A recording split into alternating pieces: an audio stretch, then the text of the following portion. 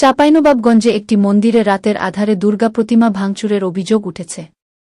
শনিবার দিবাগত রাতের পর এলাকার বটতলাহাটের মা ভবানী দুর্গা ও কালীমাতা মন্দিরে এ ঘটনা ঘটে। জেলা পূজা উদযাপন পরিষদের সভাপতি ডাবলু কুমার ঘোষ এ তথ্য নিশ্চিত করেছেন। দুর্বৃত্তরা প্রতিমার মুখ, হাতসহ বাঘের লেজ ভেঙে ফেলে।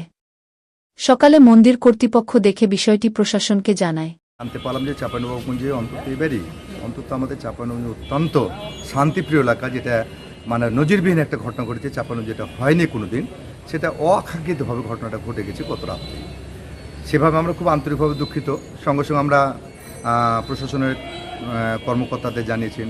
আমরা সেই ঘটনাস্থল আমাদের এসপি মহোদয়, জেলা প্রশাসক মহোদয় এবং থানার নেতৃবৃন্দ, তারপর র্যাব, ডিজিএফআই, এনএসআই, ডিবির সকল নেতৃবৃন্দ কিন্তু ঘটনাস্থলে উপস্থিত হয়েছেন এবং তারাও খুব দুঃখ প্রকাশ করেছে যে আসলে চাঁপাইনবাবগঞ্জে অন্তত এবারই প্রথম আমাদের একটা দুর্ঘটনা ঘটলো। তবে আমরা আশা করি যে আমাদেরও কিছু হয়তো বা ভুলভ্রান্তি আছে, যে অরক্ষিতভাবে মন্দিরটা ছিলেন সে জায়গাতে দুর্বৃত্তরা, এটা তো দুর্বৃত্তদের সংখ্যা খুব কম, অল্প পরিসরে তারা যে ঘটনাটা ঘটিয়ে দিয়েছে। তো সেই সুবাদে আমাদের মোটামুটি প্রথম থেকে প্রশাসনিক লোকজন আমাদেরকে বলেছিলেন যে সিসি ক্যামেরা বা ওখানে নিরাপত্তার একটু ব্যবস্থা করতে। সেই জায়গাতে হয়তো নিরাপত্তা ছিল না। আজ থেকে আমরা এমনভাবে একটা কঠোরভাবে আমরা প্রত্যেকটা মন্দিরে নিরাপত্তার ব্যবস্থা, সিসি ক্যামেরার ব্যবস্থা সার্বিকভাবে আলোচনার মধ্যে দিয়ে আমরা যাতে করে আর কোনো দুর্ঘটনা না ঘটে চাঁপাইনবাবগঞ্জে, এটা থেকে যেন শেষ হয়ে যায় সেই সুবাদে আমরা আন্তরিকভাবে সবার সঙ্গে আলাপ আলোচনা করেছি। এবং এটা ঘটেছে আসলে যে মূলত আমরা এখানে কাকে সন্দেহ করবো, আসলে সবাই তো আমরা ভাই, হিন্দু, মুসলমান, বৌদ্ধ, খ্রিস্টান সবাই সম্মিলিত হচ্ছে চাঁপাইনবাবগঞ্জে অত্যন্ত শান্তিপ্রিয়ভাবে এখানে বসবাস করি। তারপরেও একটা অকাঙ্ক্ষিত ঘটনা ঘটে গেছে, সে সুবাদে আমরা হয়তো কাউকে আমরা বলতে পারছি না যে কে ঘটিয়েছে। তো যাই হোক, এরকম যেন আর না ঘটে সেই সুবাদে আমরা মোটামুটি একটা সিদ্ধান্ত পৌঁছেছি। এ ঘটনার পর জেলা প্রশাসক, পুলিশ সুপার ও উপজেলা নির্বাহী কর্মকর্তা ঘটনাস্থল পরিদর্শন করেছেন এবং পূজা উদযাপন পরিষদের নেতৃবৃন্দ ওই এলাকায় সনাতন ধর্মাবলম্বীদের সঙ্গে মতবিনিময় করেছেন। সময় শুনলাম যে এখানে মন্দিরে নাকি কে বা কাহারা ভেঙে গেছে, পুলিশ প্রশাসন এসেছে, এটুকু দেখলাম। হ্যাঁ, আর এই ঘটনাটা শুনে আমি নিজেই আশ্চর্য হয়ে গেছি। আমার বয়স মোটামুটি 50 আপ হয়ে গেছে, 50।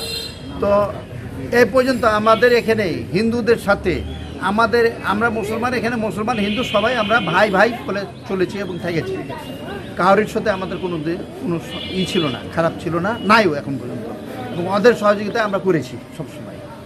হ্যাঁ, এটা আমি নিজে আশ্চর্য হয়ে গেছি যে কেন হলো, কী জন্য হলো এবং কে করলো।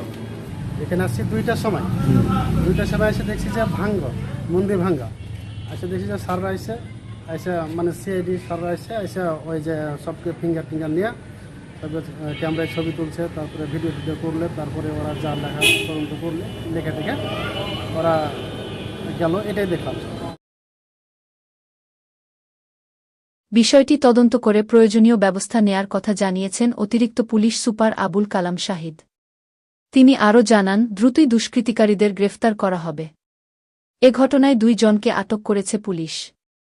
পুলিশ সুপার রেজাউল করিম জানান, পূজার মূর্তির যে মাথাটা ভাঙা হয়েছে রাতে, একটা থেকে পরবর্তী সময় যে কোনো সময়, তো এখন পর্যন্ত আমরা 2 জনকে আটক করছি, জিজ্ঞাসাবাদ হচ্ছে। আর এইটার পিছনে আমাদের কয়েকটা বিষয় আছে, যে এদের সাথে আশপাশে কারোর সাথে শত্রুতা আছে কিনা, তারপরে অন্য কেউ ভাঙলো কিনা, এই পূজা মণ্ডপের আয়োজকদের সাথে অন্যদের সাথে কোনো সম্পর্ক খারাপ আছে কিনা, বা তৃতীয় পক্ষ বা অন্য কোনো দল কিছু করলো কিনা, সবকিছু মিলাই আমরা কাজ করছি। আর এখানে যেটা হয়েছে সেটা হলো যে পূজা আমাদের ডিসি অফিসে আমরা একাধিকবার তাদের সাথে বসছিলাম, সেখানে কথা হয়েছিল আমাদের সাথে যে প্রতিটি পূজা মণ্ডপে মূর্তি তৈরিকালীন সময়, মানে এখন পর্যন্ত পূজা শুরু হয় না, যার মূর্তি তৈরি হচ্ছে, মূর্তি তৈরিকালীন সময় ওনারা সার্বক্ষণিক পাহারা দেবেন নিচের ভিতরে। আমরা মাঝে মাঝে গিয়ে টহল দেবো, খোঁজখবর দেবো। এখানে ওরা এই যে গত তৈরি থেকে শুরু করে এখন পর্যন্ত কখনোই তারা পারে, মানে ওরা বলছে যে 12টার পর তারা থাকে না। তো ওটা একটা অরক্ষিত ছিল, 2-3 দিকে ছিল খালি ফাঁকা। হ্যাঁ, ওভাবে প্রোটেকশন ছিল না, ওভাবে তাদের পাহারাও ছিল না।